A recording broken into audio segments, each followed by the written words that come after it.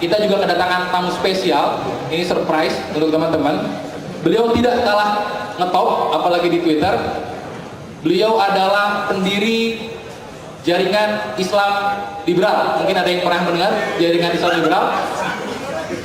Wah, ada yang tepuk tangan. Kayaknya cukup familiar dengan jaringan Islam Liberal. Top. Waduh, mantap. Kita undang saja Pak Ulil Absor Abdallah.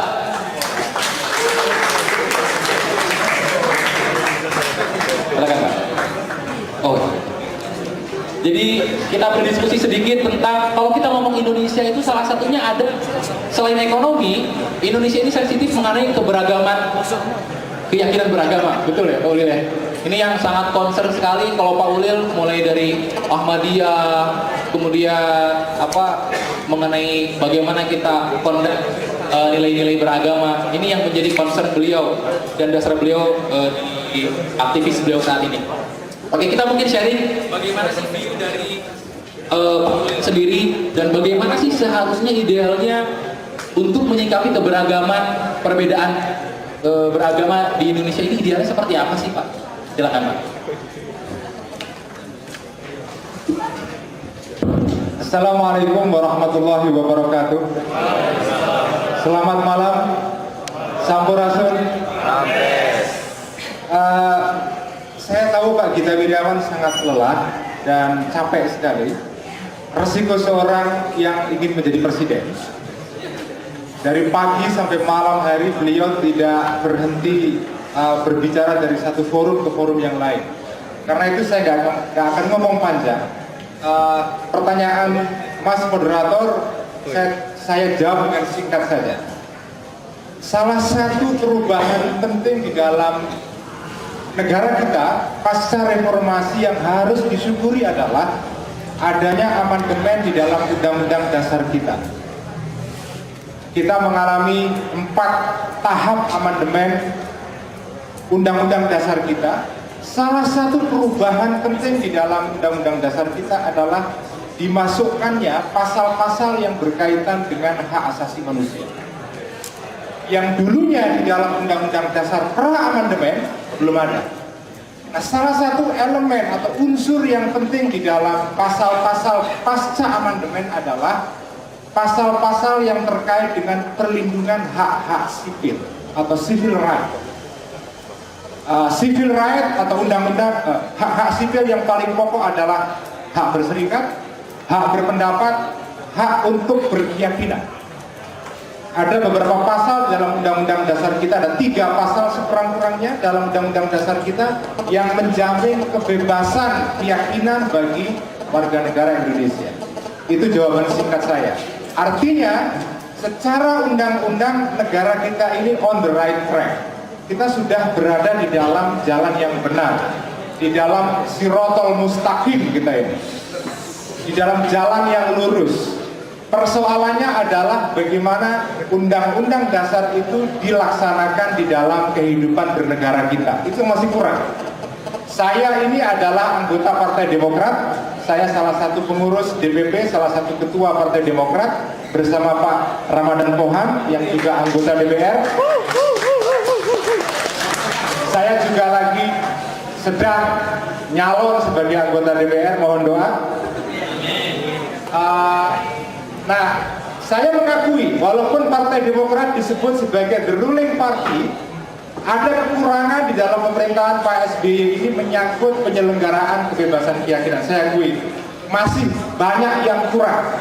Oleh karena itu kalau Pak Gita nanti terpilih sebagai presiden, amin, saya berharap betul Pak Gita menyempurnakan, menambahkan, memperbaiki beberapa hal yang masih kurang di dalam praktek penyelenggaraan kebebasan keyakinan di Indonesia. Saya yakin Pak Gita bisa. Saya tahu komitmen Pak Gita terhadap toleransi di Indonesia, kebebasan keyakinan, saya yakin betul. I believe in him, I trust him. Tapi saya mau menambahkan sedikit, karena saya nggak mau berpanjang-panjang. Saya itu backgroundnya sebetulnya bukan politik, ya. Saya backgroundnya itu sebetulnya adalah aktivis LSM dan dunia pemikiran. Teman-teman di Jakarta dan mungkin kota-kota lain mengetahui saya sebagai orang yang lebih banyak aktif di bidang pemikiran. Saya masuk partai politik sejak tahun 2010 ketika saya masuk Partai Demokrat, dan saya masuk Partai Demokrat untuk pertama kali saya bergabung dengan partai politik adalah Partai Demokrat. Walaupun saya datang dari keluarga Nahdlatul Ulama dari NU, tapi saya tidak pernah secara resmi masuk di dalam struktur PKB. Walaupun mertua saya Gus Mus adalah salah satu deklarator PKB, tapi saya tidak pernah masuk di dalam struktur PKB. Pertama kali saya masuk partai politik adalah Partai Demokrat. Nah, saya itu backgroundnya bukan partai politik, background saya adalah dunia aktivis, pemikiran. Setelah saya masuk partai politik, ya, saya merasa orang-orang yang masuk di dalam kawasan politik itu menurut saya nekat sekali. Mereka adalah orang-orang yang berani. Kenapa? Saya bandingkan dengan dunia di luar politik. Dunia politik itu sangat rumit sekali, sangat jelimet, sangat kompleks. Makanya ketika Pak Gita memutuskan untuk masuk sebagai salah satu peserta konvensi Partai Demokrat, terus terang saya salut sekali. Karena kalau beliau mau, dia bisa menikmati hidup yang nikmat sebagai pengusaha, sebagai seorang menteri. He is done with life sebetulnya. Dia sudah mendapatkan segala-galanya, tamatan Harvard, pengusaha sukses, menjadi menteri. Apalagi yang diinginkan? Surga insya Allah dapat nanti di akhirat, saya yakin. Tapi dia masuk sebagai peserta konvensi. Saya menganggap ini keputusan yang sangat berani. Kenapa saya katakan dunia politik itu jelimet sekali? Karena dunia politik tidak seperti dunia bisnis, apalagi seperti dunia akademis. Kalau Anda seorang dosen, Anda berhadapan dengan mahasiswa yang jumlahnya terbatas. Anda tidak berhadapan dengan dunia yang kompleks. Di dunia bisnis mungkin sedikit lebih kompleks daripada dunia akademis. Tetapi Anda masih berhadapan dengan dunia yang tidak sekompleks dengan dunia politik. Dunia bisnis, ada seorang pengusaha, Anda punya pegawai berapa? 100, 200, 500, 1000? Masih manageable. Tetapi begitu Anda masuk partai politik, Anda berhadapan dengan masyarakat yang jumlahnya jutaan. Dan Anda harus membujuk mereka satu persatu untuk percaya kepada Anda. Pak Gita Wirjawan ini sejak bangun pagi dari jam 6 pagi tadi, dia sudah keliling ke berbagai sudut kota Bandung, berkampanye, membujuk masyarakat supaya masyarakat simpati dengan dia. Nah, inilah bedanya. Politik pada zaman Orde Baru dengan pada zaman sekarang adalah politik pasca reformasi itu karakternya sangat khas, yaitu orang harus membujuk publik. Melalui apa? Pidato. Pada zaman Orde Baru, orang tidak perlu membujuk masyarakat supaya mendukung Anda, karena Anda menggunakan kekuasaan bedil, menggunakan kekuasaan senjata, militer, ABRI ketika itu, Anda bisa memaksa masyarakat untuk memilih satu partai. Sekarang ini Anda tidak bisa lagi menggunakan itu. Anda harus keliling ke seluruh Indonesia, mendatangi masyarakat satu persatu, membujuk mereka supaya mereka tertarik kepada pikiran Anda. Itu yang dikerjakan Pak Gita Wirjawan, Pak Dahlan Iskan, Pak Pramono, Pak Anies Baswedan, Pak Hayono Isman, dan yang lain-lain. Semua peserta, orang-orang yang ingin menjadi presiden harus keliling ke seluruh Indonesia, sesuatu yang tidak pernah dilakukan oleh Soeharto dulu. Oleh karena itu, politik sekarang ini jauh lebih rumit sekali. Kalau ada orang berani masuk politik, luar biasa bagi saya. Belum resiko dimaki-maki wartawan setiap hari. Gajinya tidak seberapa seorang politisi. Saya masuk Partai Demokrat tidak digaji. Tetapi kita terus-menerus dipelototi oleh publik, dikritik oleh publik. Tapi itu risiko, itulah demokrasi.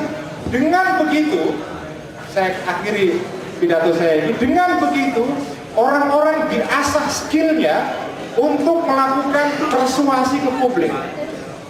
Pak Gita ini dulunya kalau pidato tidak menarik, tapi begitu setelah ikut konferensi pidato kemana-mana, sekarang dia bisa pidato dengan menarik. Nah itu salah satu berkah dari demokrasi, kompetisi. Orang bisa kompetisi, mengasah skillnya, lahirlah tokoh yang terpilih yang terbaik. Saya tahu demokrasi tidak menjamin melahirkan tokoh yang terbaik, apalagi kalau ada distorsi money politik, tidak menjamin.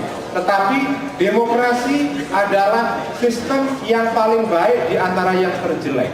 Dengan segala kekurangannya, demokrasi adalah sistem yang terbaik karena di demokrasilah orang mengasah skillnya. Kompetisi. Kenapa lahir para pemain-pemain bola yang hebat itu? Karena mereka ada kompetisi yang keras. Kalau tidak ada kompetisi yang keras di dalam liga sepak bola Eropa, tidak akan lahir orang-orang seperti ini. Begitu juga di Indonesia. Dengan ketatnya kompetisi politik di Indonesia, saya yakin Indonesia akan melahirkan orang-orang muda yang kompeten, yang makin baik. Saya makin senang karena salah satu perkembangan politik yang menarik pasca reformasi adalah sekarang tokoh-tokoh muda tampil. Lihat itu, partai-partai Demokrat, Golkar, P3, PKB, PAN, ya, PKS, partai-partai yang isinya anak-anak muda semua. Sesuatu yang nggak pernah kita lihat dulunya, nggak ada. Orde Baru itu cirinya adalah gerontokrasi, kekuasaan orang-orang tua.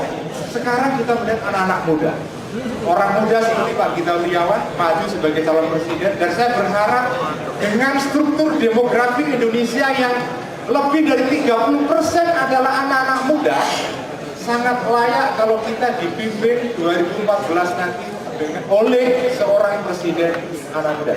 Terima kasih, sekian. Iya, terima kasih Pak Ulil.